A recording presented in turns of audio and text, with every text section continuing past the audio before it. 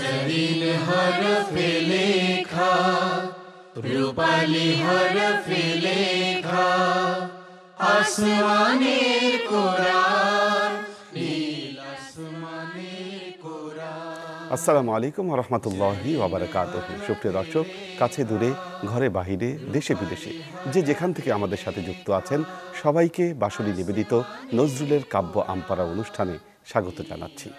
আমরা আমাদের আজকের অনুষ্ঠানে সূরা গাশিয়া নিয়ে আলোচনা করব। তবে এর আগে আমাদের আজকের অতিথিবৃন্দের সাথে আপনাদের পরিচয় করিয়ে দিচ্ছি। আমাদের মাঝে উপস্থিত আছেন বিশিষ্ট সঙ্গীত শিল্পী নাজিফা ইবনাত কবির। আমাদের মাঝে উপস্থিত আছেন আবৃত্তি শিল্পী HM ফাহিম। আমাদের মাঝে কোরআন তেলাওয়াত উপস্থাপন করবেন হাফেজ কারি মাওলানা কাজী জহিরুল ইসলাম। দর্শক, শুরুতেই আমরা সূরা গাশিয়ার তেলাওয়াত শুনব। সূরা গাশিয়ার তেলাওয়াত উপস্থাপন করছেন হাফেজ কারি মাওলানা কাজী জহিরুল ইসলাম। আসসালামু আলাইকুম ওয়া রাহমাতুল্লাহ। أعوذ بالله من الشيطان الرجيم. بسم الله الرحمن الرحيم.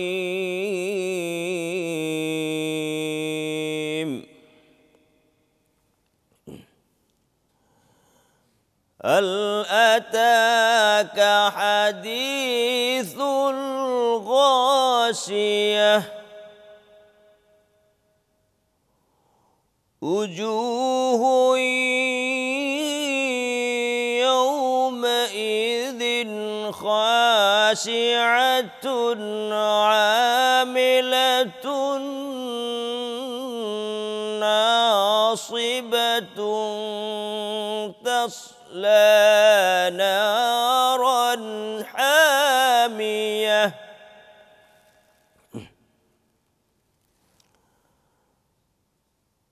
تصلى نارا حامية تسقى من عين آنية.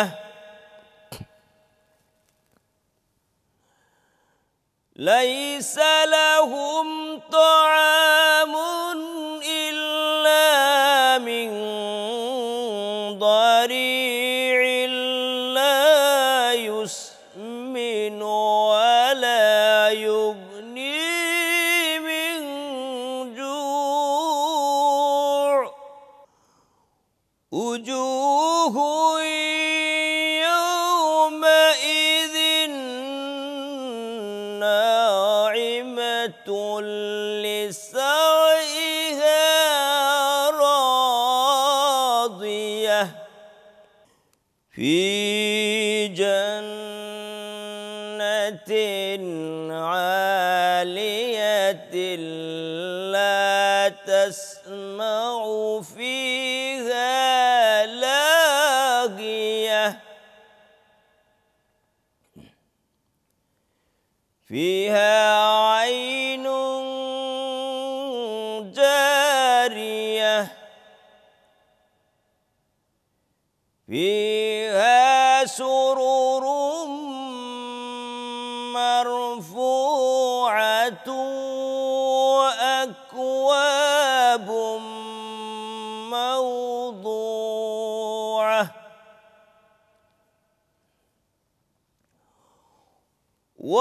ونمارق مصفوفة وزرابي مبثوثة.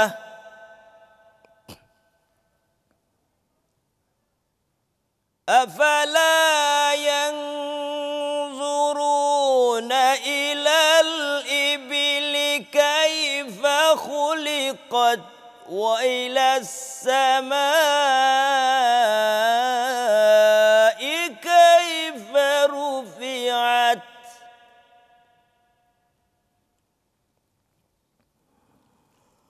وإلى الجبال كيف نصبت وإلى الأرض كيف سطحت فذكر إنما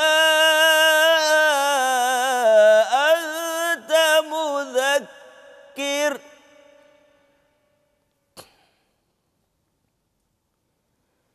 لست عليهم بمسيطر إلا من تولى وكفر فيعذبه الله العذاب الأكبر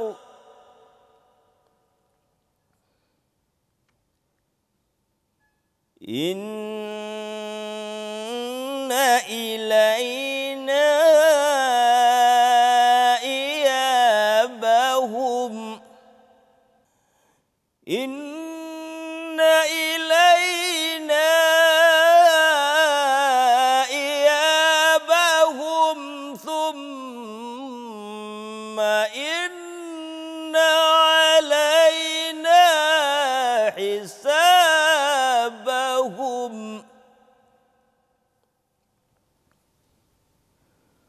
ثم إن علينا حسابهم صدق الله العظيم আল্লাহুম্মা হাসিবনি হিসাবাই ইয়াসীরা। যখন এই আয়াত তেলাওয়াত করা হতো যে আল্লাহর কাছে আমাদেরকে হিসাব দিতে হবে, আল্লাহর নবী কখনো কখনো এই দোয়া পড়তেন, আল্লাহ তুমি আমাদের জন্য হিসাবকে সহজ করে দাও। আরবের কুরাইশেরা পরকালের আযাব অথবা পরকালের শাস্তি এটিকে অস্বীকার করত, তারা কোনোভাবেই স্বীকার করতে চাইতো না। তখন আল্লাহ তাআলা রাসূলুল্লাহ সাল্লাল্লাহু আলাইহি ওয়াসাল্লামের উপর সূরা গাশিয়া নাজিল করে জানিয়ে দিলেন আখিরাতে আমাদের কি ধরনের শাস্তির মুখোমুখি হতে হবে, আর যদি আমরা সৎকর্ম করি তাহলে আমরা কি ধরনের পুরস্কার পাব। আল্লাহ তাআলা এই সূরায় উটের দৃষ্টান্ত দিয়েছেন, সুউচ্চ আকাশের দৃষ্টান্ত দিয়েছেন, তিনি পাহাড়ের দৃষ্টান্ত দিয়েছেন এবং বলেছেন এগুলো যদি আমি সৃষ্টি করতে পারি তোমাদেরকে পরকালে কেন আমি পুনর্জীবিত করতে পারবো না এবং শাস্তির মুখোমুখি করতে পারবো না। দর্শক চলুন আমরা কাজী নজরুল ইসলামের কাব্য আমপারা থেকে সূরা গাশিয়ার অনুবাদের আবৃত্তি শুনে আসি। আবৃত্তি উপস্থাপন করছেন জনাব এইচ.এম. ফাহিম। শুরু করিল এ শুভ নাম আল্লাহর, করুণা নিধান যিনি কৃপা পারাবার। আসিয়াছে নিকটে তোমার বৃত্তান্ত কি আচ্ছন্নকারী ঘটনার, বহু সে আনন হবে নত জ্যোতিহীন, শ্রান্ত কর্ম পরিক্লান্ত তাহারা সেদিন প্রজ্বলিত অগ্নিকুণ্ডে প্রবেশ করিয়া ফুটন্ত উৎসের জল যাইবে পিয়া। বিষ কণ্টক শুধু পাইবে আহার, করিবে না পুষ্ট দেহ নিবৃত্তি ক্ষুধার। খুশিতে হইবে বহু মুখ উজ্জ্বল, হরষে হইবে তারা নিজ পুণ্য ফল। মহিমা সুন্দর পাবে তাহারা বাগান, শোনে না কেহই সেথা মিথ্যার ব্যাখ্যান। সেথা চির বহমান উৎস সমুদয়, সমুন্নত সিংহাসন সেইখানে রয়। রাখা আছে পান পাত্র শত উপাধান, বিছানো মখমল শয্যা আরাম শয়ান। দেখে না কি উৎসব চেয়ে তারা সবে, কিরূপে তাদের সৃষ্টি হইল না ভাবে। দেখে না বিনাস্তম্ভে আকাশ কেমনে সুউচ্চে হয়েছে রাখা, পর্বতগণে দেখে না কেমনে হলো তাদের স্থাপন। বিস্তারিত হলো এ ধরা সে কেমন, তুমি উপদেশটা শুধু উপদেশ দাও। তুমি তো প্রহরী নহ, পথ সে দেখাও। মানিবে না আদেশ যে ফিরাইবে মুখ, দিবেন আল্লাহ তারে কঠোর সে দুঃখ। নিশ্চয়ই ফিরিতে হবে তারে মোর পাশে, হিসাব নিকাশ হবে আমারই সকাশে। হিসাব নিকাশ হবে আমারই সকাশে। অসংখ্য ধন্যবাদ জনাব এইচ এম ফাহিম। খুব দরাজ কণ্ঠে তিনি সূরা গাশিয়ার অনুবাদের আবৃত্তি তিনি আমাদেরকে শোনালেন। এবার আমরা একটি ইসলামী সঙ্গীত পরিবেশনা শুনব।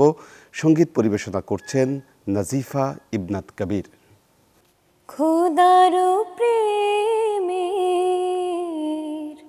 শরাব পি বেহুশ হয়ে রই পড়ে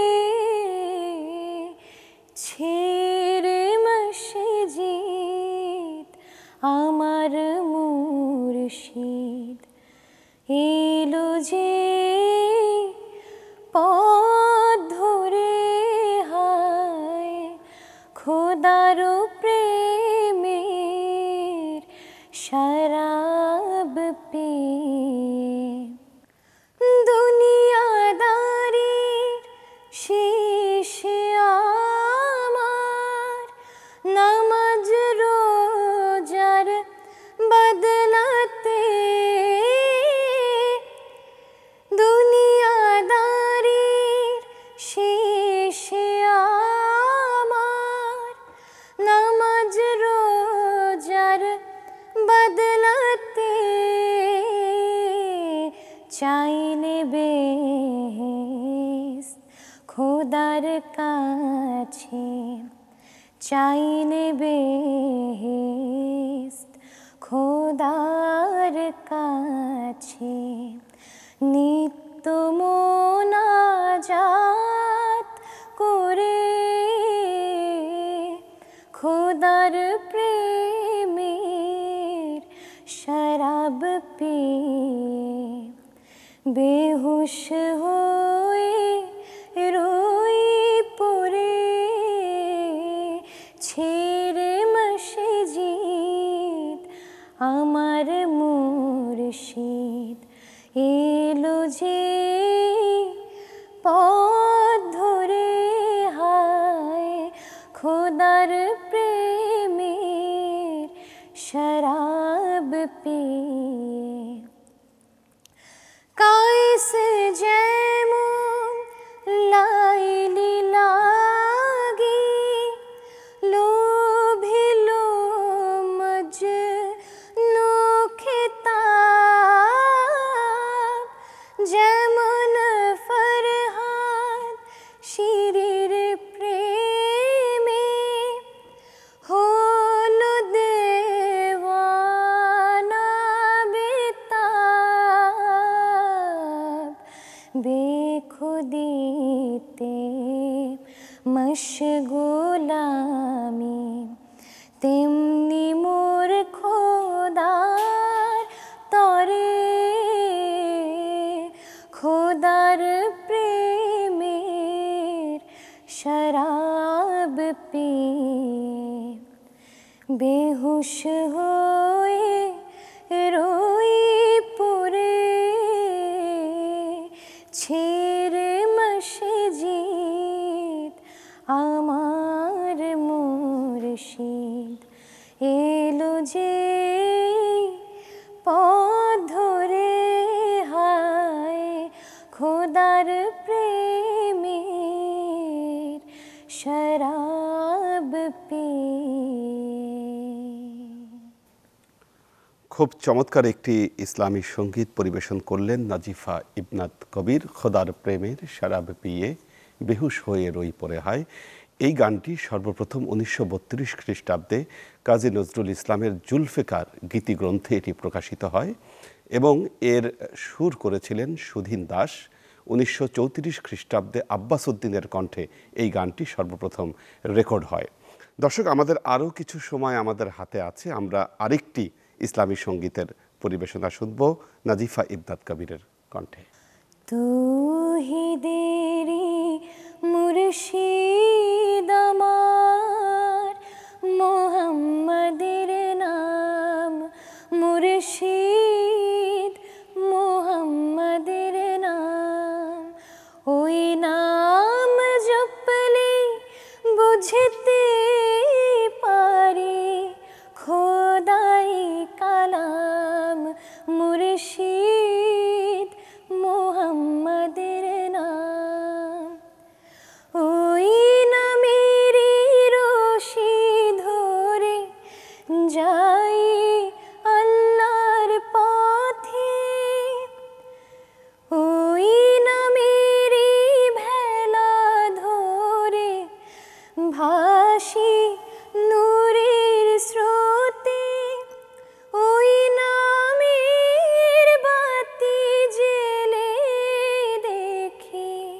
আরশের মুকাম মুর্শিদ মুহাম্মাদের নাম তাওহীদেরই মুর্শিদ আমার মুহাম্মাদের নাম মুর্শিদ মুহাম্মাদের নাম। দর্শক, দেখতে দেখতে শেষ হয়ে গেল আমাদের আজকের অনুষ্ঠানের সময়।